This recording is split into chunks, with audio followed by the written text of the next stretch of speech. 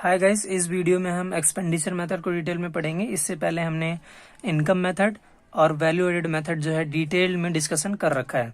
अगर आपने नहीं देखा है तो आप प्लेलिस्ट में जाकर वो वीडियोस जो है वो चेकआउट कर सकते हो। ठीक है, आपको समझने में इजी होगा नेशनल इनकम कॉन्सेप्ट को।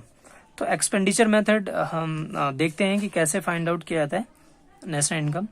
तो अगर मैं सिंपल फॉर्म में बताऊं तो एक्सपेंडिचर मेथड और कुछ नहीं होता, बस ये होता है aggregate demand. Aggregate demand CIG net export, X minus M export और इंपोर्ट। और हमने देखा था कि इंपोर्ट को हम इंटरमीडिएट मानते हैं और एक्सपोर्ट को हम फाइनल मानते हैं, तो इसीलिए फाइनल में से इंटरमीडिएट घटा देंगे तो वो नेट एक्सपोर्ट आ जाएगा। ठीक है, तो C plus I plus G। C का मतलब क्या है यहाँ पर? C का मतलब है प्राइवेट फाइनल कंजम्पशन एक्सपेंडिचर, जो इंडिविजुअल जो है वो खर्च करता है।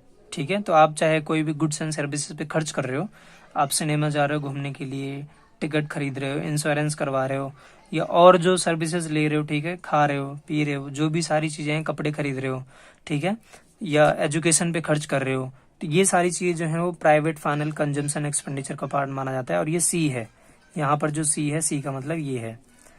G का मतलब क्या है यहाँ पर? फिर दूसरा है, पहला है प्राइवेट ने जो खर्च किया, फाइनल एक्सपेंडिचर याद रखना, फाइनल गुड्स पे।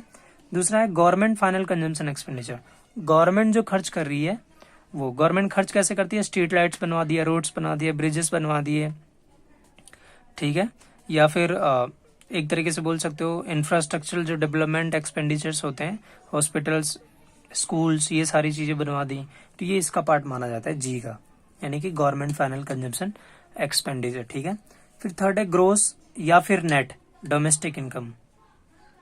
ठीक है, तो ग्रोस और नेट या दोनों में से एक चीज गिवन होती है क्वेश्चन में, अभी बताऊंगा इसका मतलब क्या है। डोमेस्टिक इन्वेस्टमेंट, तो हमने देखा था कि इन्वेस्ट, ठीक है, तो ये I से होता है, I से डिनोट किया था। और ये फोर्थ है नेट एक्सपोर्ट। नेट एक्सपोर्ट का मतलब अभी हमने देखा X माइनस M। ठीक है, एक्सपोर्ट में से इंपोर्ट घटा देंगे, ये रहा X माइनस M।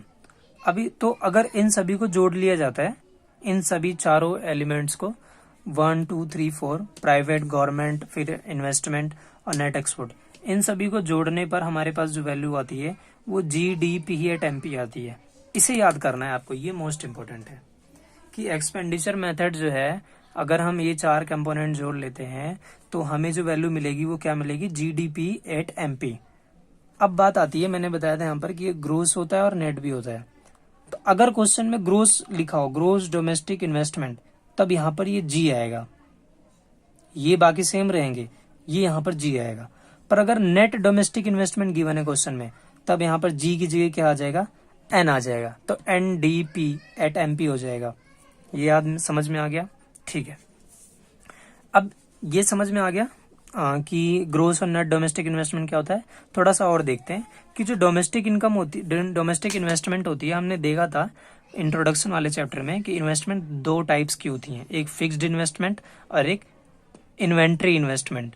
तो इन्वेंट्री इन्वेस्टमेंट को चेंज इन स्टॉक भी बोला जाता है। ठीक है, तो ये याद रखना कि इन दोनों को जोड़ने पर ही डोमेस्टिक इन्वेस्टमेंट आती है। अगर क्वेश्चन में सिर्फ फिक्स्ड इन्वेस्टमेंट लिखा हो, यानी कि ग्रोस फिक्स्ड डोमेस्टिक इन्वेस्टमेंट, तो डोमेस्टिक इन्वेस्टमेंट जो है वो फिक्स्ड वाली है, तो इसका मतलब चेंज इन स्टॉक नहीं इंक्लूड है इसमें। तो हम क्या करेंगे? फिक्स्ड इन्वेस्टमेंट के साथ चेंज इन स्टॉक को भी ऐड कर लेंगे। ठीक है, तब जाके ये डोमेस्टिक इन्वेस्टमेंट बनेगी पूरी।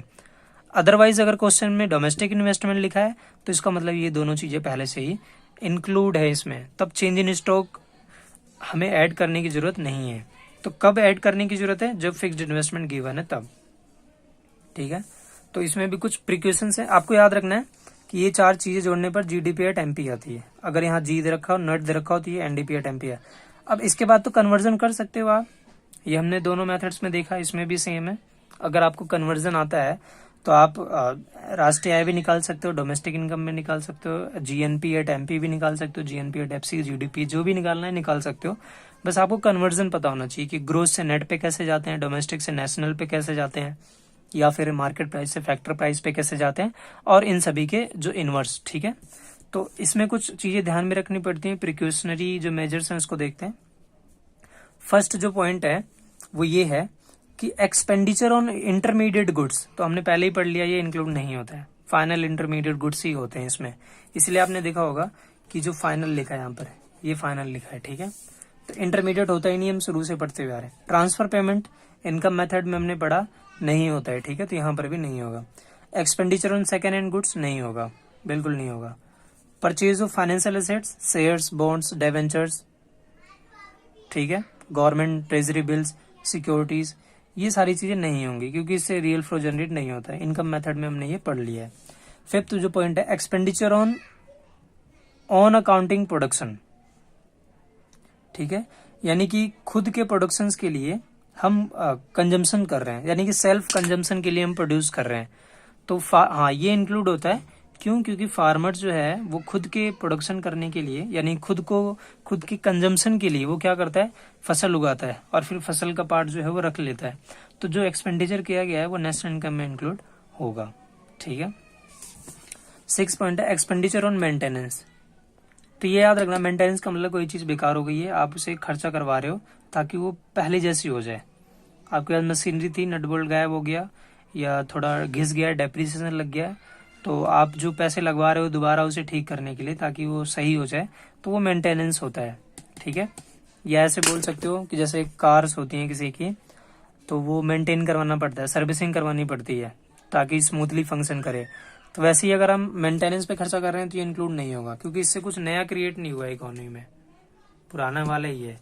पर हाँ, अगर हम न्यू फ्लोर, किसी बिल्डिंग का न्यू फ्लोर लगा रहे हैं, एक नई मंजिल और बना रहे हैं ऊपर, तो इससे नया क्रिएशन हो रहा है ना, प्रॉपर्टी जो है एक बिल्डिंग नई बन रही है, तो ये नेशनल इनकम में इंक्लूड किया जाएगा। या फिर आप मशीनरी को इम्प्रूव कर रहे हो, कोई मशीनरी है उसमें नया सॉफ्टवेयर अपग्रेड कर रहे हो या हार्डवेयर कुछ चेंज कर रहे हो, ठीक है, या एक तरीके से कुछ और कन्वर्ट करवा रहे हो उसमें, तो इससे क्या होता है, इससे प्रोडक्टिविटी बढ़ जाती है। तो ये माना जाता है कि आपने एक तरीके से नई ही चीज खरीदी है, तो जिससे प्रोडक्टिविटी बढ़ जाती है। तो ये याद रखना कि मेंटेनेंस पे किया गया खर्चा इंक्लूड नहीं होता है और इम्प्रूवमेंट पे किया गया खर्चा जो है वो नेशनल इनकम में इंक्लूड होता है, ठीक है। तो ये मोस्ट इंपॉर्टेंट चीज थी जो मैंने अभी डिस्कस की आपको, एक्सपेंडिचर मेथड। तो तीनों मेथड जो है वो हमने करवा दिया है। तो एक्सपेंडिचर मेथड इस वीडियो में बस इतना ही। Thank you.